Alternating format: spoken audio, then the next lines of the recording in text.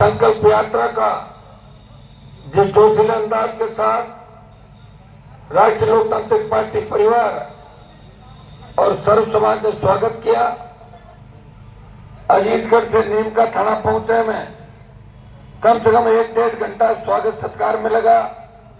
हाँ, ये सही है कि मैं थोड़ा जल्दी आ गया, लेकिन ज्यादा लेट हो जाता हूं तो बाद में और दिक्कत होती है। सुबह से कार्यक्रम है, लंबा चौड़ा राजस्थान है, दोनों पार्टियां टिकट बांटने में लगी। मैं आपकी चिंता करता हूं, राजस्थान के गांव-गांव डाणी-डाणी घूमो, ये अंतर आपको देखने को मिले। मैंने कहा शेखावाटी के अंदर आप लोगों को ज्यादा इंतजार नहीं करना पड़े, इसलिए मैं समय पे चल रहा हूँ। शेखावाटी के अंदर समय पे आ गया, 2-3 जोरदार जयकार लगाए।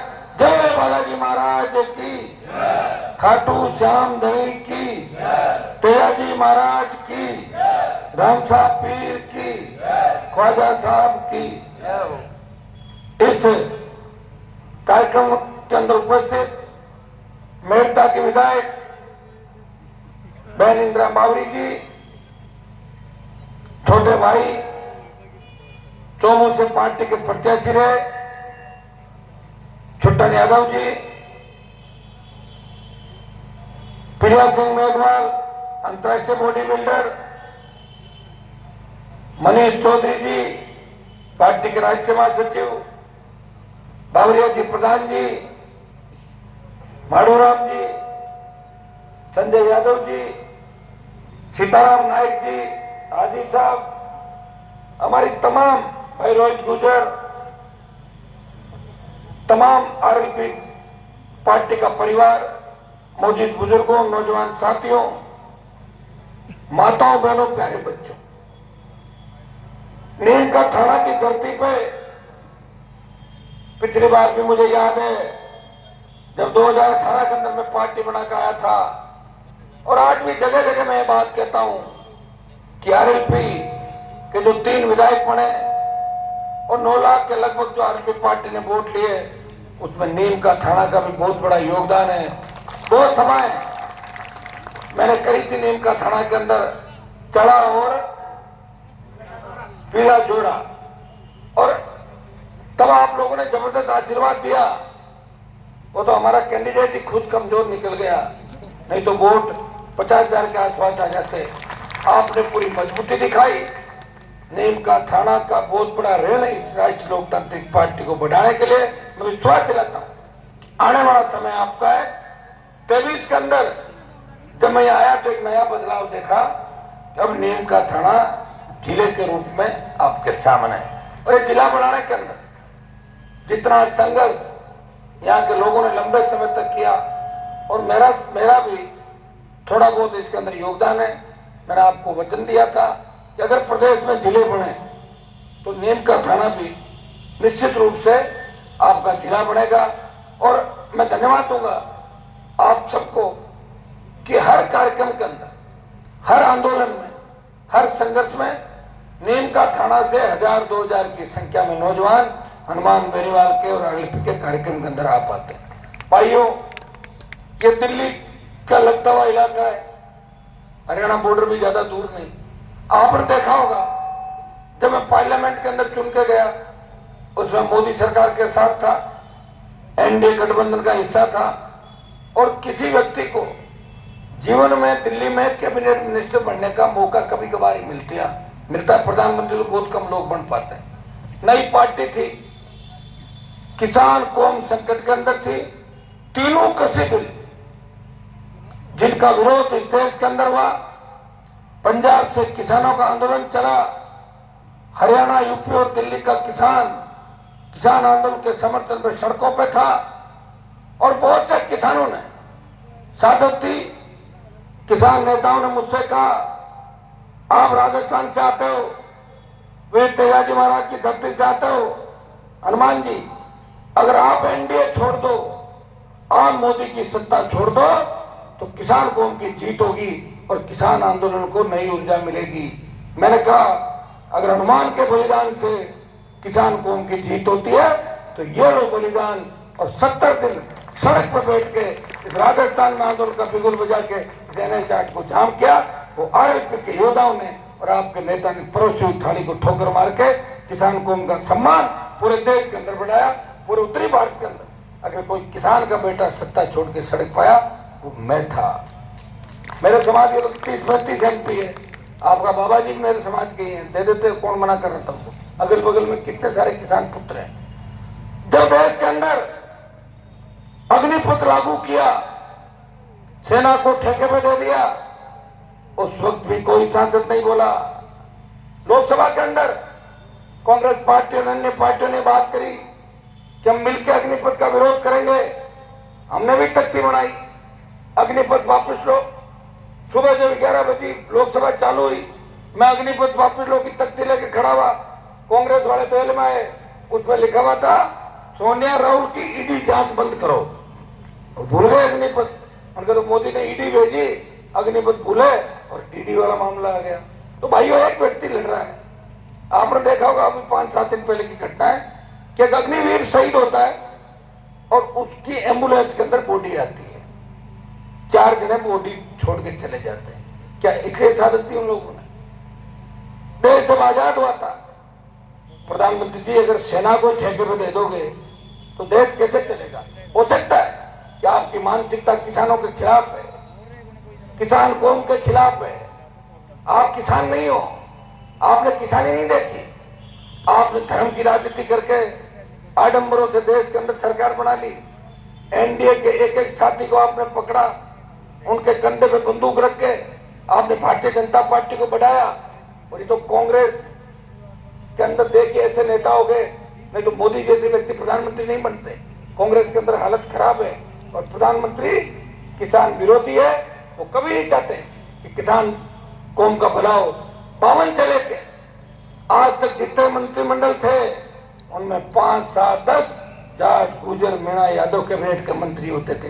दुर्भाग्य से शायद एक आध कोई मंत्री हो तो नहीं है, वो तो सुनते ही नहीं। और अगर कोई है भी, उनकी हिम्मत नहीं है कि मोदी अमित शाह के पास चला जाए या 5 में बैठ जाए। मैंने देखा है कैबिनेट के मंत्रियों को, मैं तो बैठा रहता था और वो खड़े रहते थे हाथ बांधे हुए, उनको बैठना के भी नहीं कहते थे। मैं तो खुद की पार्टी थी, मैं तो मेरे मन का मालिक था, छोड़ के आ गया। इस प्रदेश के अंदर ये इंदिरा बावरी बैठी है, 2 विधायक मेरे हो रहे। इस राजस्थान की विधानसभा में जब बद्री माफिया का आतंक था, बद्री माफिया लोगों को परेशान कर रहा था, भाइयों एक व्यक्ति उठा और उसने बद्री माफिया का ऑपरेशन किया। पेपर लीक की घटनाएं हुई, रीट की भर्ती रद्द कराई, लोकसभा के अंदर दलित अत्याचार के मुद्दे उठाए, राजस्थान के जितने भी लंबित मुद्दे हैं देश के अंदर, हरियाणा, पंजाब से जो हिस्से का पानी नहीं मिल रहा है, ईस्टर्न कैनाल परियोजना को राष्ट्रीय परियोजना घोषित करने की मांग करी, राजस्थान को विशेष राज्य का दर्जा देने की बात करी और बढ़ती महंगाई को कम करने की बात करी। वो नागौर के सांसद ने इस राजस्थान के मान और सम्मान की लड़ाई देश के अंदर लड़ी। 24 सांसद मोदी का जयकारा करते हैं और एक व्यक्ति राजस्थान के किसान और जवान की बात करता है देश की सबसे बड़ी पंचायत के अंदर। भाइयों, पिछली बार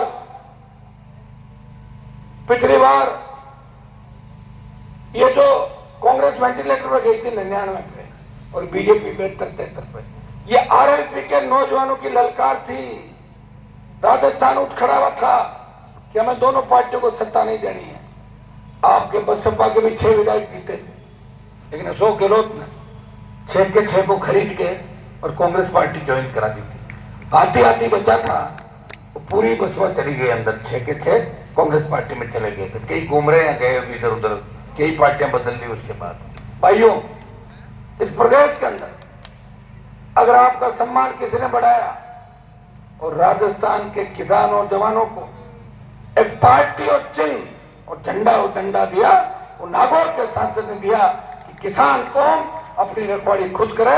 हरियाणा, उत्तर प्रदेश के लोग जो झंडा लेके आते थे, झंडा तो ले जाते वापिस और डंडा यहाँ छोड़ देते थे, यही काम उन लोगों का था। उनको भी अगर वापिस रास्ता दिखाया, वो नागौर के सांसद ने दिखाया। मुझे आज भी याद है किस तरह की चीख पुकार, अबला नारी की चीख पुकार, बढ़ते अपराध, गैंगवार की घटनाएं 2005 से लेकर 2023 इस शेखावाटी अंचल, मारवाड़ अंचल के अंदर किसान के बेटों को गुमराह करके उनके हाथ में कलम की जगह बंदूक थमाने का काम किसने किया? तो वसुंधरा सरकार ने किया, गहलोत सरकार ने किया।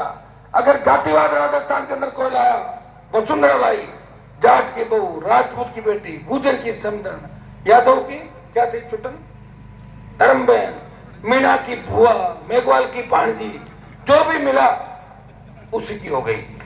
वही सब हर समाज के कपड़े पहन के और उतरना, उसी समाज के लिए काम करना, ये हालात राजस्थान के अंदर। ये तो मैं आ गया तब आपका काफी कुछ छुटकारा मिल गया, नए नेता तैयार हो गए राजस्थान के। इस मंच पे आप देख रहे हो एमएलए का चुनाव लड़े तो हम 3-4, ये बाकी सारे सारे नए नेता है, और इनको माइक पकड़ा तो 1-1 घंटे से कम कोई नहीं बोलेगा, इतने बड़े नेता है। 1 घंटा भाषण है। हमारा विनोद देखो कितना अच्छा भाषण देने लग गया, अभी तो टंकी में नहीं चढ़ा ना इन दिनों विनोद, भी बड़ा नेता बनेगा धीरे धीरे विनोद। 1 महीना विनोद ने खराब किया मेरा छात्र संघ आंदोलन को लेकर पूरे राजस्थान के अंदर। जब छात्र संघ चुनाव बंद हो गए, ये मेरा झंडा लेके यूनिवर्सिटी में विनोद खड़ा रहता था। इसने कहा भाई साहब आप आ जाओ तो चुनाव चालू हो जाए। मैंने कहा लो चलो आ गया। अब आ गया तो छोड़ू कैसे, बात बताओ मुझे। कांग्रेस तो यही चाहती थी इसका टाइम खराब करो, बीजेपी चाहती थी हनुमान ही घूमता रहे। अब छात्रों में दम नहीं, मैं क्या कर सकता हूँ।